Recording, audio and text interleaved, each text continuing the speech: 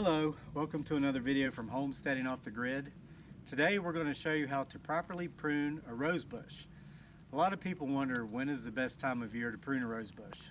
The answer is you can prune your rose bush basically any time of year, but the best time of year is early spring, late winter, just as it starts to show new growth for the year. If you'll come a little closer, I'm going to show you what I'm talking about. Okay, you see these buds? Okay, it's late February.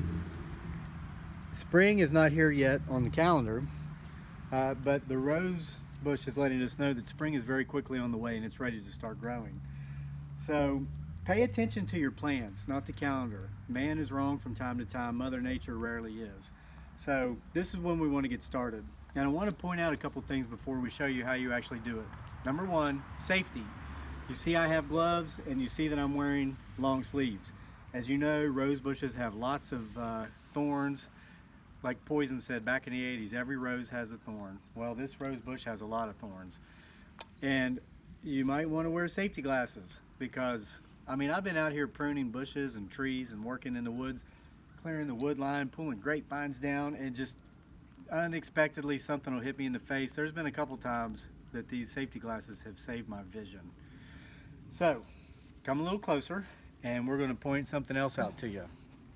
You notice now this is for the health of the rose bush. My pruning shears are clean. There's no rust, they're not dirty. You've got to make sure that your pruning shears are clean and rust free because you can actually damage your bushes when you clip if you have rust on here, and you don't want to do that. Especially, this bush is probably 30 years old, so we don't want to kill it because we're being too lazy to clean our tools. So there are several things. There's more than one way to prune a rose bush. It all depends upon what you want. The best roses are going to come from the new growth. So you want to basically clip away all of the old growth from last year. They'll still bloom, but if you get new growth, you're going to have a lot more roses. And the more air that can get into your bush, the more blooms you're going to get. So if you look over here, we're going to go back. There are two schools of thoughts on this, or rather there are two ways you can do it. A lot of people will find a bud, a very healthy bud, and they'll clip just behind it because they know for sure that there's life and vibrant growth coming up through this point, so they clip just behind it to make sure that they capture that vibrancy. Now, a lot of people will find a bud and they'll clip after the bud, like this, okay? This is also correct. Now, the main thing you want to look for in here is life. Part of the reason people clip in front of the bud is because they want to make sure they capture life. If you clip after the bud and you see that there's no dead portion here, then you're fine, okay? But if you were to clip that, let's say we clipped it and half of this was dead, then you could always just go like this, just clip it down again beneath the bud so you make sure you're capturing the vibrant growth. Now, it's obvious on this one that there's some death up here, right here. These dead looking thorns might just be a result of dormancy, but as a precaution, we're going to go down below where it looks dead, and as you can see, it's full of life. So that was a good clipping right there. Now, a lot of folks talk about the angle of the clip. If you'll notice, I'm not clipping straight like that. And the reason why is because a very marginal amount of water when it rains can actually stay rested on that flat surface, and that can lead to molding, mildew, and the death of that portion of your plant. So if you clip it at an angle like that, the rainwater will run right off, and that helps protect your plant. Now, I just showed you some simple ways to make some clips, and basically I included all the necessary information that you need to know. Now from here, it's up to you. If you have a small rose bush that's only a couple or 3 years old, it's relatively simple. What you want to do is you want to make sure to cut it in the form, clip it in the form of a vase with a hollowish center. You don't want to have any stems crossing. Like right here, if you focus in on this, you'll see that these stems are crossing. That reduces the amount of aeration. Go ahead and clip them so that they're not crossing, okay? Same thing here. Now, as I mentioned before, our rose bush is nearly 30 years old. We bought this house from a lady who is nearing 90 years old now, and she used it as a rental property for the last 20 years that she owned it. She moved to a different part of the state. And she finally got tired of renting, she was getting older, so she sold it, and we were fortunate enough to buy it from her. But I spent some time chatting with her a little bit online after the sale went through, and she told me quite a bit about this property's past, and she mentioned that she planted this in the 80s. So my wife was born in 87, so she's 30. She's filming this video. She didn't want to be in it, but you scroll down through all of our videos, you'll see her in plenty of others. Beautiful Filipina girl. She thinks she's ugly, so go watch her in some of our other videos and comment, hey, you're not ugly, you're just crazy for thinking you are. But anyway, this rose bush is older than my wife. So we were here the last 2 summers, and it makes beautiful bushes, so we are not going to clip it down past the portion of this old growth. But now if you have an old bush and you want to clip it down past that, you're going to need something bigger, okay? You're going to need these because the shears I just had aren't going to cut it. And you would do it the same way.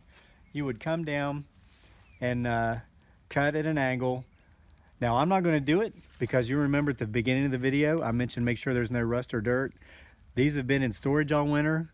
We've not been pruning or shearing anything. Now before I would, I'm going to take my file and clean that off, make it nice and sharp, and probably grease this up and lube it up so it works more efficiently. But I'm not going to show you what not to do by actually making a cut here with rusty shears. But you would just come back down and cut it at an angle, same way you would with the stems. Okay, so from this point, all of this growth is from last year. I'm going to come down as close to the main stem as I can. Now I try to pile these up in one location to make it easier to clean up when I'm finished. So I'm not going to just throw them everywhere. So I'm clipping. I'm coming all the way down to the main beams, the main stems. Here's one, and I'm clipping at that roughly 45-degree angle so that the rain won't stay there and cause mildew or mold and damage my plant. Now, you know, a lot of people have fears associated with clipping their rose bushes because they're afraid they're going to clip off too much and they're hesitant to do it. Well, the thing is, if you don't do this, you're going to get a long, gangly, leggy looking plant. It's still going to be beautiful. All rose bushes and plants are beautiful. But if you want a healthier looking, more robust, stocky, bulky, outrageously blooming rose bush, then you need to do this. And I'll point out here while I'm doing this, we don't just do this when the new growth is screaming to us, hey, spring is on the way, ready or not, here I come. We'll do this a couple, well, maybe 3 more times throughout the year. After the first bloom, the roses will come out, they bud, they're beautiful, but then they'll start to die and the leaves will start to fall off and you'll start to see new buds forming. That probably happens in late July. I'll come in here at that time and I'll do this again. And then we get another beautiful bloom during Indian summer, and those roses will stay on due to the cooling temperatures around that time of year, especially at night. They'll stay on through the fall. So by doing that second clipping, which we'll probably record and show you here later in the year, you get a second robust bloom. You can do one in the middle of summer and actually get 3 blooms a year if you want. But it's so beautiful in October when all the leaves are on the trees, and we have a lot of autumn blaze maples here. So you've got the red maple leaves, you've got the yellow tulip poplar leaves, and then you've got these beautiful pinkish reddish roses right here to add to all the fall coloring. Whereas most people, if they don't do those secondary and tertiary clippings like this in the summer, middle of summer and Indian summer, they don't have that. The roses bloom, they die, they fall off. I'm sure their yard's still beautiful in the fall. I'm going to go down further on this one. That way it'll be more robust. But basically, I've shown you all you pretty much need to know, so we're going to wrap this thing up here. See, good thing I had that shirt on because that could have been my skin. We're going to wrap up to do the rest. We won't take up your time, but I want to show you, oh, here's one more thing I can point out to you before I do though. This stem is completely dead. You might get a better angle of it from over here, honey. But it's completely dead, so I'm going to completely cut that off. Boom. okay, because that is going to do you no good. So when you do find completely dead stems, make sure you're getting rid of them all the way down to the base. But basically I want to show you this. If you can scroll back to the beginning of the video, you'll see that this was all like a bushy hedge. It was like a jungle.